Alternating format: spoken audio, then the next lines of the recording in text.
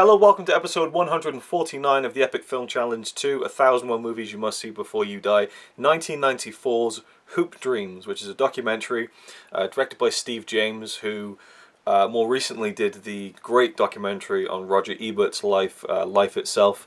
And there's kind of an interesting connection there because Roger Ebert was a huge fan of Hoop Dreams. He called it the best film of 1994, one of the best films of the 90s period, and one of the best films about American life he'd ever seen. And that's quite a lofty set of praise to heap onto a film. And I certainly came into this film with high expectations. And within the first 30 minutes, I wasn't properly hooked, but I was definitely intrigued to see where it was going to go next.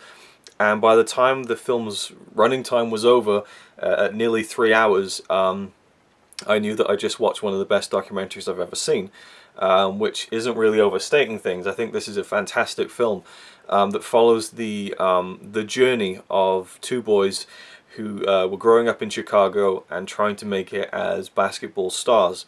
We have William and we have Arthur. Two kind of similar kids in the fact that they both have a huge amount of potential in the sport of basketball, and they're both going to this certain school which primarily had white kids going there to kind of get scouted by coaches and things like that. And they're following in the footsteps of this other great kind of basketball player who'd gone to the NBA from that same school called Isaiah something. So they had kind of their idol and kind of the thing that they're reaching for. At one point, I think William says that I don't want to be the next Isaiah. I want people to kind of see me as the next person to say someone will be the next William, that kind of thing. So they have these kind of high expectations of what they want from themselves as basketball players, to go on to the NBA, to be these big stars and great sports players within basketball. But also they have the expectations of their parents, they have the expectations of their coaches. And what's so interesting about this film is that it was never really meant to be what it became. It was supposed to be a 30-minute short documentary covering these two kids, I guess, as they start, a potential career, and they ended up rolling cameras for 5 years, and they shot like 250 hours worth of footage, and you have this near 3-hour long film that had no right to be a successful movie. It was released theatrically. It made, I think, $11 million, which is pretty good for a documentary, and became critically praised, and rightfully so.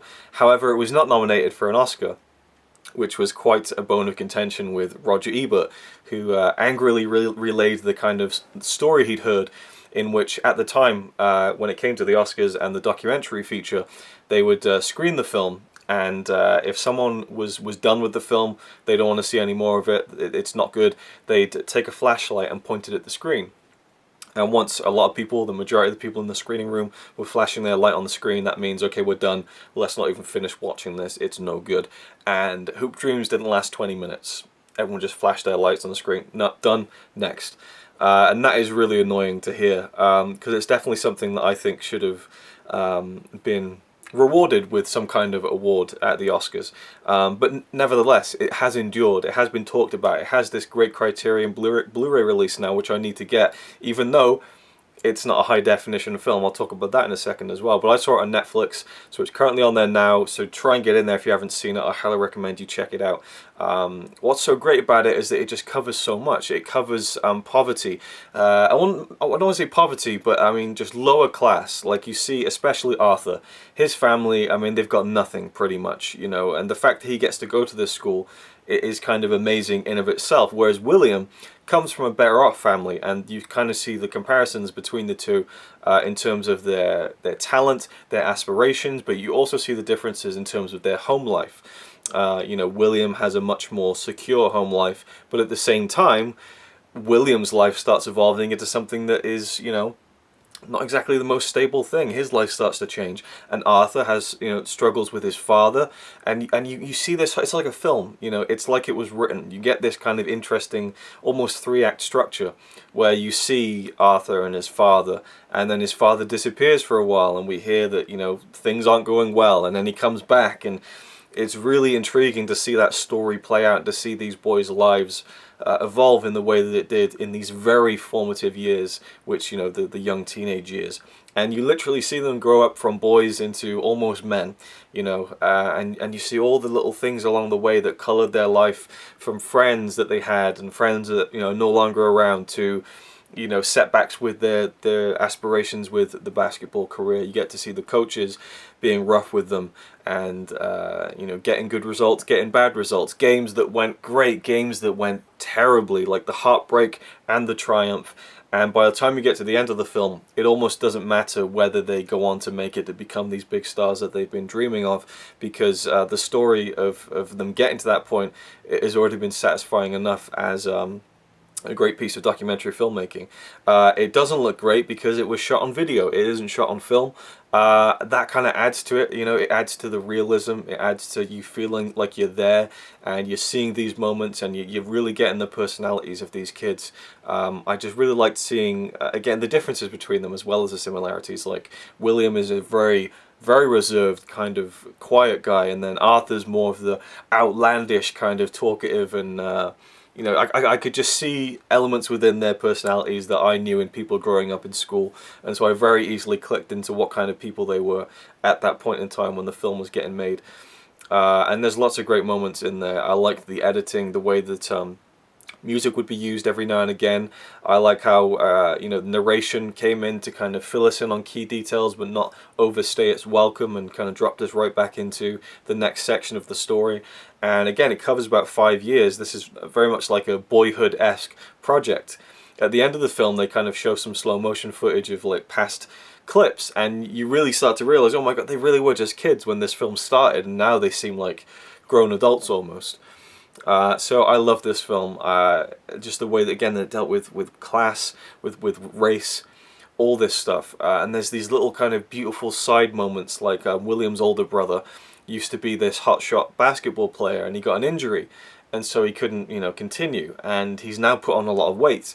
And there's this moment in the film that, I mean, could have easily hit the cutting room floor, but they kept it in, where William's brother is watching on TV his brother having the success, and so he gets up and he leaves and he goes over to the local basketball court and he starts to kind of, you know, get into it a bit, and he runs up and tries to do a slam dunk, and he just misses spectacularly, and you just look at him and it's just like a broken man. It's heartbreaking, you know, and can't have been nice for him for them to include it in the film, but it's this again, this touching kind of story of someone who's perhaps struggling with the successes of their brother who they want to support, but it's kind of showing you what you could have had, you know. And again, heartbreak and triumph is the kind of phrase that I think of when I think of this film. You see them at their lowest, at their highest, you know, the big successes and the big failures. And another thing I really liked was that you don't see Arthur or William interact with each other until maybe like an hour and a half into the film, and at that point it hasn't been made clear that they even know each other. And it's after a particularly rough loss that one of them goes through in one of their team games, and one of them turns up and gives him a big hug, and he's like, oh, I love you, man, and, you know, and it just was like this almost like Avengers moment, like, oh, they're both together, you know. It had been building up to it without me even thinking about it. Oh yeah, did they know each other? And they very much did know each other, and I went back and watched a YouTube clip of them talking about the film a couple of years ago. They're grown men now, and it was great to see them, their eyes lighting up, kind of interacting with each other, and that bond they have through the movie and the things they went through is clearly unbreakable. And so that was a really nice thing to see, was kind of the after the fact. Now, I know there's been a follow-up documentary of sorts, and there's also something on the Blu-ray. I really want to get the Blu-ray from Criterion because they have a commentary with William and Arthur, and I really want to listen to that. Apparently it's very insightful, and sadly, you know, since the making of the film, they've both lost people in their family, and so looking, you know, retrospectively back on the things you see in the movie, it very much has a sad edge to it, you know, knowing that, you know, some of them, you know, kind of ended up dying young, some of the members of their family. I won't go into the details, but is it a film you should see before you die? I think absolutely yes, because like Roger Ebert said, it's a great just human story. You know, it really is just there's just so many working elements, which is what life is, right? And it captures that. Just again, they caught lightning in a bottle with this movie, because there was this great rise and then fall and rise again and up and down roller coaster of emotions that people's lives often take them on, but a lot of people don't go through the heightened kind of moments that these kids go through, because they're competing to be the best and to go on and have this huge career that not many people get to do. And you get to kind of delve into, maybe, you know, is this really his dream or is it his parents' dream, you know? And that is kind of touched on a little bit. And just growing up in that kind of a neighborhood in Chicago, or that kind of a neighborhood anywhere, is always interesting to see. And, you know, just fractured relationships, healed relationships. You know, the relationship between Arthur and his father is very strained, and you see that throughout the film.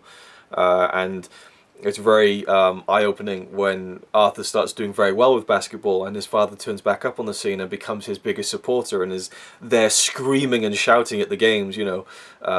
It's just captivating. It's captivating storytelling that is just capturing these things. I mean, obviously with documentaries you have to manipulate things with the editing to a certain degree, but they were just capturing this great little story, this microcosm of these two guys trying to make it, and I loved it, obviously, if you can't tell already. And I highly recommend that you give it a shot. It's more than just the sport of basketball. It delves much deeper than that, I think, and it's just about, again, for me, this felt like a version of Boyhood as a documentary in a way, seeing these guys grow up.